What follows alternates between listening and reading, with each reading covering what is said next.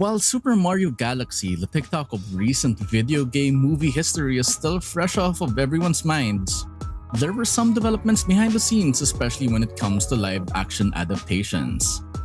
Coming from the Nintendo banner, once again, the live-action Legend of Zelda movie got an update, and it's being filmed in New Zealand. Where specifically though? The same place where the Lord of the Rings trilogy where films were shot.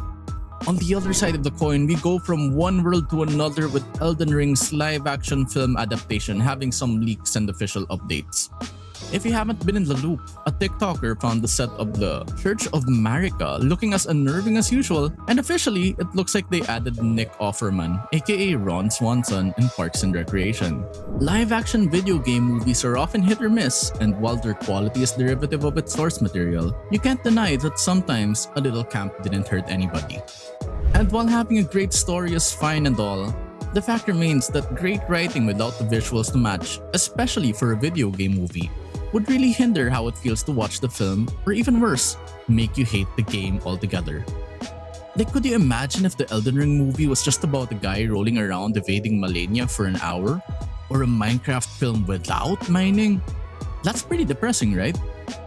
That said, good live-action adaptations rely on the plot, the visuals, and the cheese. The film's plot needs to actually matter or make sense, especially when you compare it to the source material. There are instances where a game with a nonsensical plot like Minecraft, where you just need to mine and craft, could be made up. Because realistically, it's just a sandbox game, allowing freedom and all the camp. But what if the game had an actual plot, but you chose to make your own? You end up with the live-action Resident Evil films or the 2009 Tekken film.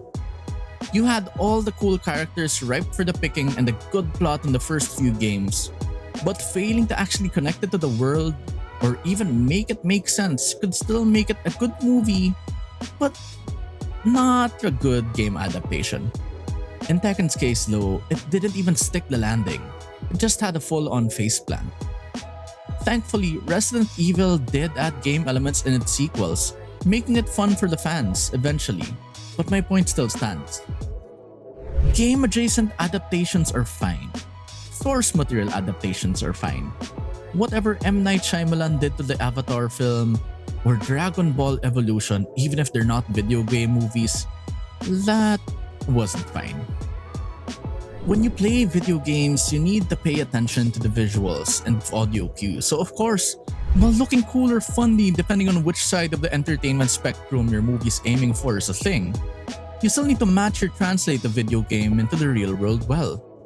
Resident Evil, for instance, or particularly the first films, while it didn't pass the vibe check, the visuals during the time translated the zombie-infested world pretty well. Even Detective Pikachu showed how Pokemon would appear in the real world without being too campy or weird outside of Mr. Mime.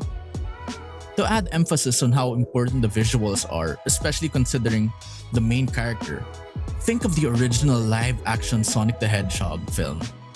Imagine people hating on your design so much that the studio had to be bullied to give you a more tolerable version. Lastly, let's talk about what gives a good video game adaptation its flavor: the cheese. You know that feeling when you're in a way expecting from a film because it happened in the game? That's the type of cheese I'm talking about. It's the cool factor that makes you proud to love the source material. Sure, there are lava chicken enjoyers, but all these little Easter eggs that come back rushing in are what make a video game adaptation a representation and not just an adaptation. It's these cliches that make you want to cheer in the cinema, making you think, dang, the team behind this film loved the game as much as we do. It may be sappy and kinda ironic, but when Scorpion says get over here and the film experience is great, that's the cherry on top, elevating the game. There's a saying in the Pokemon world that could be applied to films, and that for each one out there, somebody has it as their favorite. While there are some of what we consider the makings of a good video game, preferences would always rise, but let's talk movies. What video game movie have you been enjoying lately? What's your favorite? Let us know in the comments below. For more content like this and other updates down the line, don't forget to like, share, and subscribe.